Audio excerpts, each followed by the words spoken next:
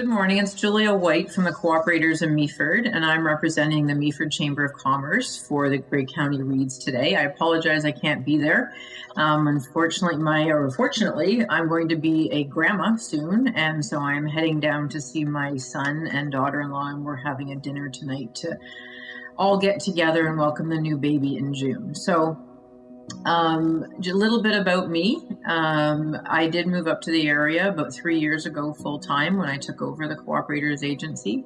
In the past, I have been a weekender and an avid skier up here for over 25 years, but it was wonderful in July of 19 to be able to now call this my home.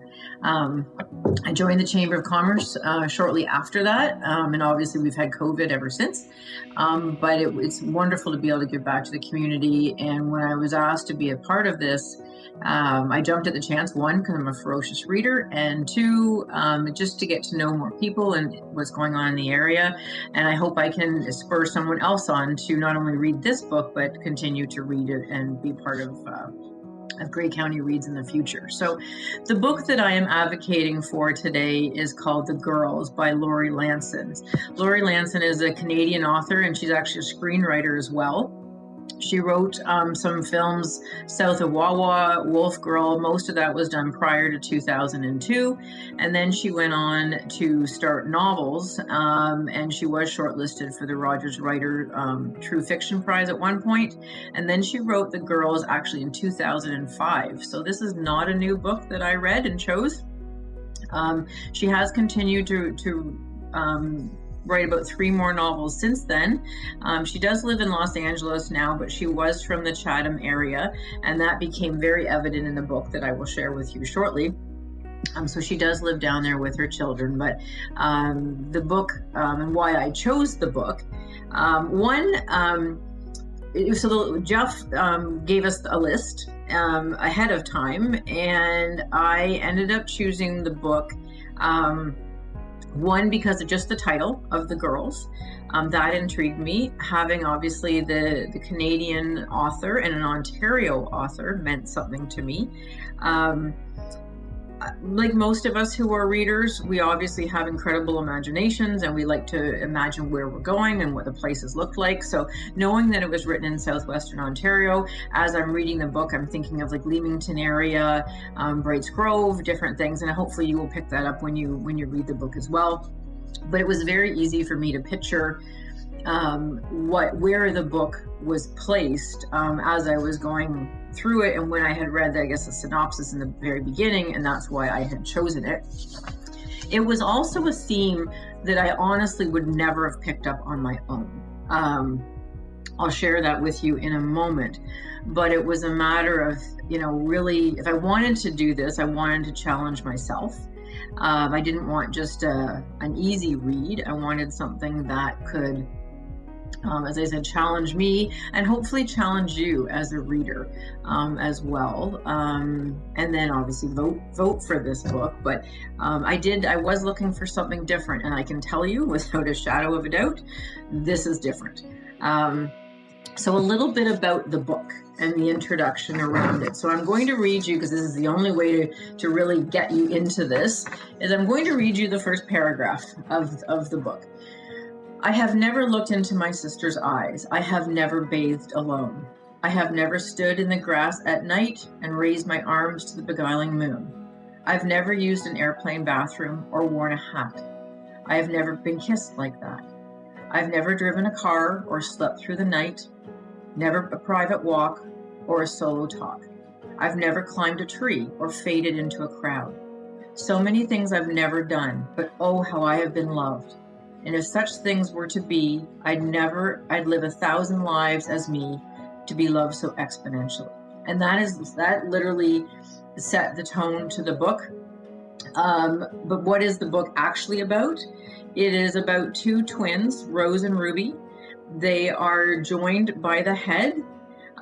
They were born in 1974. And so the example they give you is to raise your right hand, press it to the base of the palm of your lobe to your right ear, let your ears fan out, and that's where the sisters were joined. Their faces were not quite side by side. Their skulls were fused together in a circular pattern running from the temple and curving along the frontal lobe. And if you glanced at us, you would think it was two women embracing. So the book is set it starts when they are 29. They are the oldest surviving twins in the world. And they have decided at that point in time, one is a writer of sorts, or thinks she is a writer of sorts. And so they decided that they should write a book about their life and about a biography about their lives. And they've decided that they should both write. Ruby, of course, as I said, is gung-ho. Rose is not so much. She's not a writer. She doesn't like to write. She doesn't think that this is what she wants to do. But her sister convinces her. So as you're reading this book, you're getting both stories from either one of them. You would think you would be getting the same version, but what is so intriguing about this book, and obviously they're twins, they're conjoined, they live the same lives, they eat together, they sleep together, they do everything together. You would think you'd be getting the same story, but the biggest, I guess, aha moment for me is how individual the girls were, how different the stories were, how different they saw their lives, and even a small event, how it triggered something completely different in each of them, from how they were feeling to what they were seeing to the people that were involved.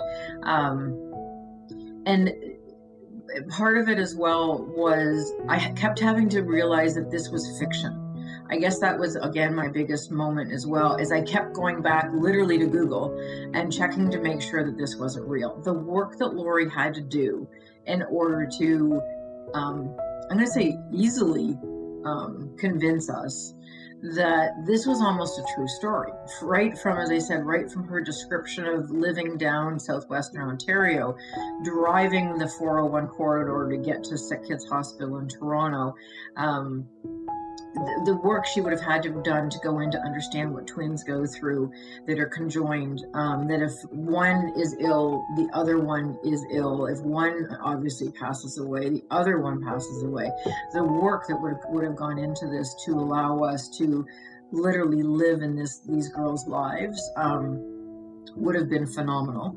But that, so it as you go through each of their parts of their lives, and they do start right from almost square one, and take you through their childhood and their teenagers' lives, and their the two people that had brought them in to take care of them. Just an incredible story. But as I said, as you start to read about Rose and Ruby, how different they see their lives, and what they do. As far as, excuse me, kind of the theme to all of it is, again, it was so easy to forget that it was fiction. It had such a strong time and place of being in their lives and being blessed to have known these two women. They wanted it published. They worked incredibly hard and fast to get it published. I don't want to give away anything, but it was so amazing how, as I said, they could live such a different life, and yet be so entwined in each other's in each other's lives, and in the love that they had for each other. As I said, for Lori, the fact that she can have two stories at the same time, it just reveals how much of an incredible author she is at this craft. It's inspiring to see this story be told, and the drama that the girls go through, but the laughter that they go through, and how they truly led incredible lives, even when we would look at it and go, oh, their lives must have been so difficult and so sad, and they couldn't, the challenge that they would have had to go through. You see the challenges, but you also see the triumph that they have in that. And even for Rose, as she's struggling with the writing, I'm going to say, and it'll be interesting to get your viewpoint, that in the end, I actually thought she was a better writer than her sister, who proclaims to be a writer. she was more honest. She didn't care what the reader thought. She didn't care who she was writing to. So I would say hers was, there was more of a rawness to what she was saying than anything else. So a little bit about the book. It was written in 2005. I still believe it is timeless, obviously, today. It still spoke to me. It's a book about empathy and compassion and forgiveness and growth. It shows how you can be individual but rely on each other, how far two people can come, and that we can love completely and fully while still being limited in other ways, but how we can be, one of the lines of the book was how we can be ordinary while still living extraordinary lives. And these two girls surely led extraordinary lives. So in summary, it truly is a story that I didn't want to end. I actually read it twice. As it got closer to the final page, again, I almost read less because I didn't want to find out what was going to happen in the final chapter. The girls took me on an incredible journey of their short, full lives, and they definitely will teach you something as they taught me. And as I said, I always said the only sadness I have is I would have loved to have met them. And to say that about a fictional book, in my opinion, is incredible. So I do want to thank Grey County Reads for allowing me to go on this incredible journey. I wasn't sure what I had signed myself up for. Lori Lansens definitely brought this book to life. And I wish you the best read in it and enjoy. So Julia White, from Meaford Chamber of Commerce, and have a great night.